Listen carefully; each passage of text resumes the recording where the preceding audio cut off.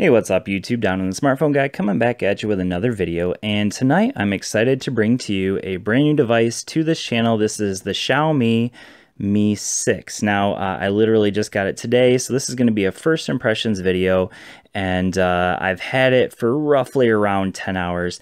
So real quick, before we get into the video, I just wanted to point out that as you can see here, I picked it up at gearbest.com, so there it is. Whoops, screen already went off.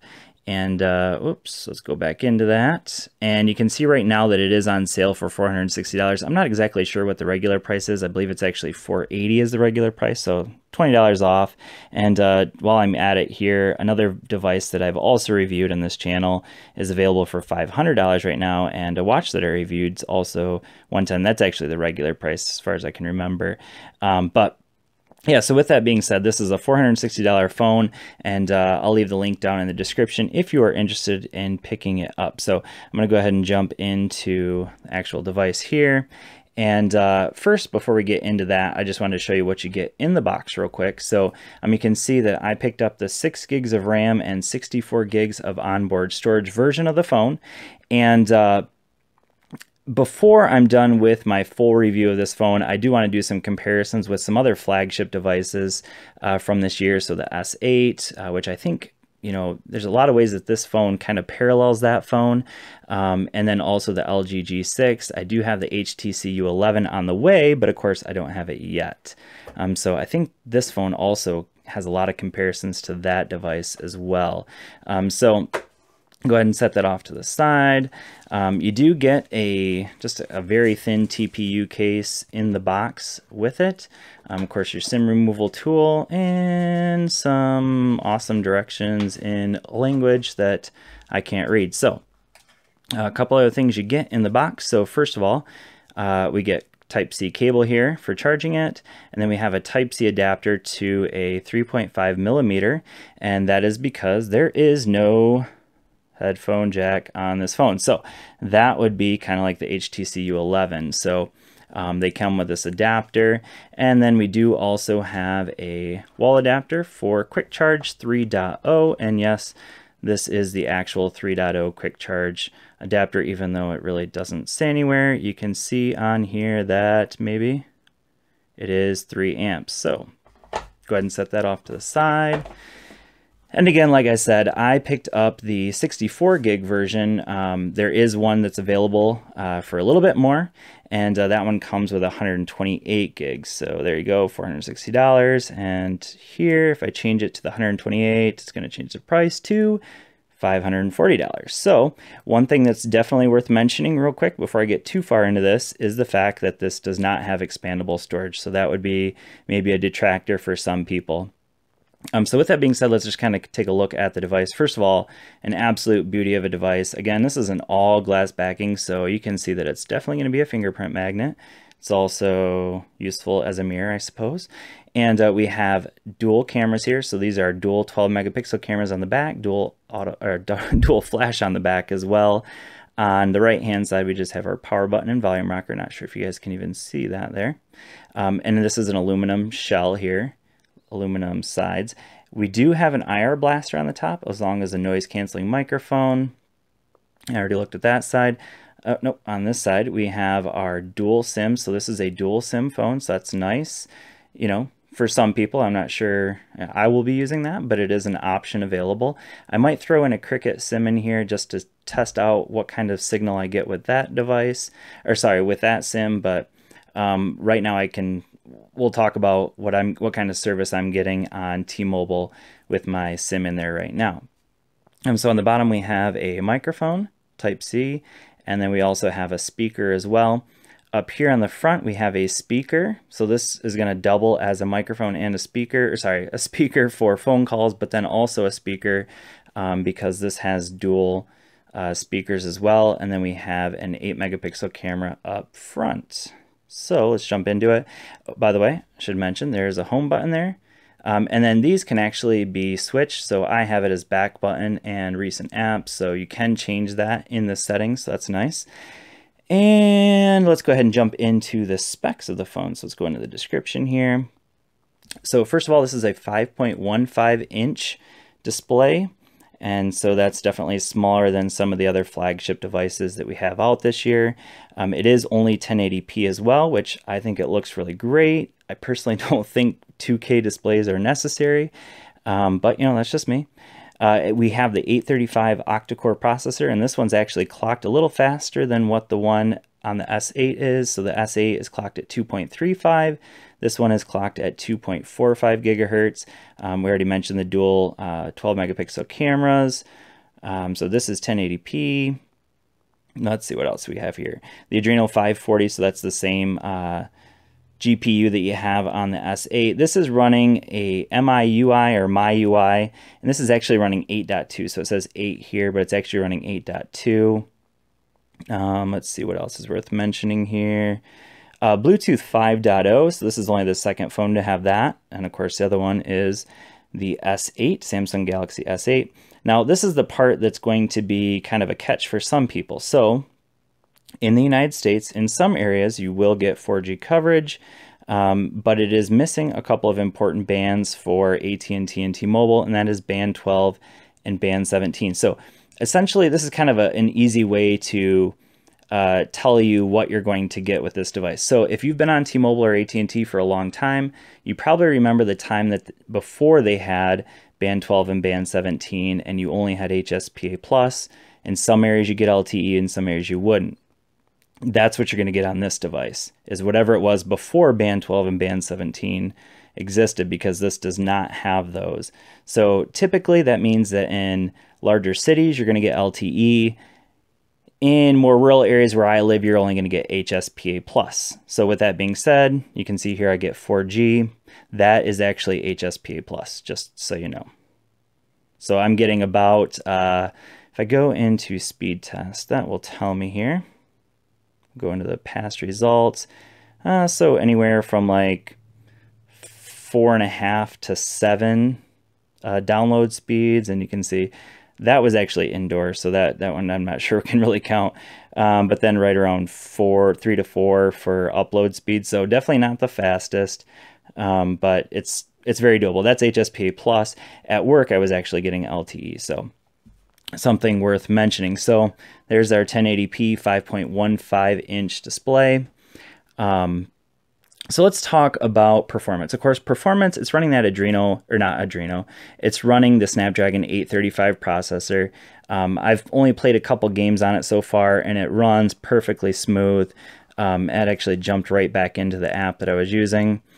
So recent apps, let's just kind of run back into some apps. So you can see that it's very fluid, without a doubt. It's just super fluid phone. Performance-wise, you're with that Adreno 5, I keep saying Adreno, the Snapdragon 835 processor, you're going to get excellent performance out of this phone. In terms of battery life, that's another thing worth mentioning. Battery life, this has a 3350 milliamp hour battery, and let's see here. I'm at 31%. I got it at 90% and didn't charge it at all. So let's go ahead, and I think I still have it up here. Yeah, there we go. All right, so at the moment, well, let's see. Okay, actually right there it is. So I'm right around 4 hours, is getting close to 4 hours of screen on time. I'm at 31% battery. Again, I got it out of the box with, I think it was 91% battery. So that's 60% that we've used so far, and about 4 hours of screen on time. So you're looking at probably around 5 to 6 hours of screen on time, at least in my use today. And that's mixed use, some Wi-Fi, some LTE, some HSPA plus. So it's been of a mixed use. Definitely testing out some games, downloading some apps on the phone. So I think it'll end up being pretty good. In terms of picture quality or camera quality, so this is, of course, dual 12 megapixel cameras on the back, 8 megapixel on the front. And so far, let's just kind of take a look here. So this is, they do have something called portrait mode. So notice the background is really blurred out. And I'm going to throw all of these pictures also in the end of this video as well. So these are all in portrait mode. So notice how the background's all blurred out. And that's using those dual cameras there. So this one's actually not. You can tell that the background is all not blurred out. Well, it's all in focus there. So you can kind of tell the difference when I use portrait mode versus not. So again, this one would be one where I didn't use it. Fun little video. So this does shoot in 4K. This video is only in 1080p. So again, that'll be at the end. But video quality seems pretty good so far. Darth Vader standing on top of my LG G6. But anyway, so picture quality so far, I would say is kind of mixed. I would say the front-facing camera, so these are a couple of front-facing camera shots here. Yeah, it's kind of a mixed bag. And let me show you why. I'll just kind of give you a quick look. So this is indoors. We're at Walmart, just kind of being goofy. And this is in portrait mode, but let me kind of zoom in here. Notice how grainy that gets. Again, it's not the best lighting. It's indoor. We're inside a Walmart, and that is using the portrait mode. And I noticed that with portrait mode, whatever you're focusing on tends to not be as clear as when you're not using portrait mode. So that's something worth mentioning, that the portrait mode blurs out the background, but I'm assuming it's using the camera maybe that isn't as good. I don't know if that makes sense, because anytime I use portrait mode and you zoom in, it gets pretty blurry, whereas when you're not using portrait mode and you zoom in, it wasn't nearly as grainy. So just something worth mentioning. But overall, I'd say the cameras right now seem quite good to me. Just my thoughts. One thing that I really like about this is that it does have dual speakers. So we'll go ahead and listen to a song. Now, this is not a royalty-free song. Actually, you know what? Let's just find one. Okay, this is a royalty-free song. So we'll go ahead and listen to this for just a second. Maybe. Do I have Bluetooth speakers hooked up? No, I don't. Okay. I've never listened to this song on this phone, so that's probably why it's taking a little while to load. Okay. Whoops, what's going on here? Okay, so I don't know what's going on here. All right, well, let's... Oh, there we go. Okay, so I'm going to cover up the bottom, and you can still see that you can hear it out of here still.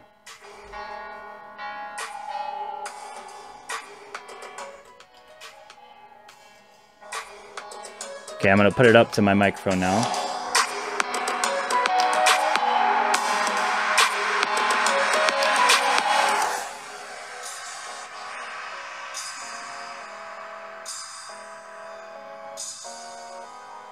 Okay, so real quick, I will say this, that the speaker up here is definitely not as loud as the speaker down here. The speaker on the bottom is definitely much louder, and they do get quite loud, pretty nice. A little bit on the tinny side, of course. You know, we're talking about cell phone speakers again. So are they Axon 7 quality? No, I'd say more like, if you're familiar with the Mate 9, more like Mate 9 quality. So good, nice and loud, but maybe not the most amazing sounding, I guess. Not bad, but not amazing either. In terms of software, we're running Android 7.1.1. So if I run down here to About Phone, you can see here we got Android 7.1.1. And this is running MIUI 8.2. So I'm running the Global ROM, of course, because, well, I want to make sure that I have over here the Google Play and Google Apps and Google Play Store available. So if you get the Chinese version, you're not going to have that. So make sure you don't get the Chinese version of this phone. So in terms of MIUI, I gotta say that I'm not a huge fan. I'm definitely going to be running Nova Launcher on top of this real soon. So I notice there's no app drawer. In the settings, there are some really cool features. So some things worth mentioning that I'll just kind of touch on real quick is we do have second space, which essentially allows you to have kind of like two phones on the same phone. So that's a cool option. Down here, another one that's worth mentioning is dual apps. So this is something I kind of wish every phone would have, and that is if you have a couple of accounts on you know, a certain app, like so maybe for Google Plus you have a personal account and a work account. You can set that up on here so that you don't have to have you know, constantly logging in, logging out of an app. So Facebook, that would be another good one to have, something like that. So something worth mentioning. And then a couple other things that I like about it in here, if I can find it, additional settings. They have some pretty cool features in here. They have this little quick ball thing. So basically it just gives you some shortcuts available on the screen. Probably not a feature I will use. We have some screenshot options. So that's just like a 3-finger swipe for screenshots. The headphones, that is something that I really like. So if I had headphones on here, it'd allow you to select different headphones that are specific to Xiaomi, but then also you have some equalizer options here. I don't have any headphones plugged in at the moment, so you don't have those options, but those would show up. And I was able to get some pretty good sound quality out of here once I was able to kind of adjust the equalizer and things like that with the headphones. So navigation buttons, this is how you're going to switch. So if I go back, you have to go into the additional settings, go to buttons, and then you can change the navigation settings here. So I want the back button on the left and the recent apps on the right. And so that's how you get that. And then there's some options to change what long pressing does there as well. There's one-handed mode. I think about that. That about covers it.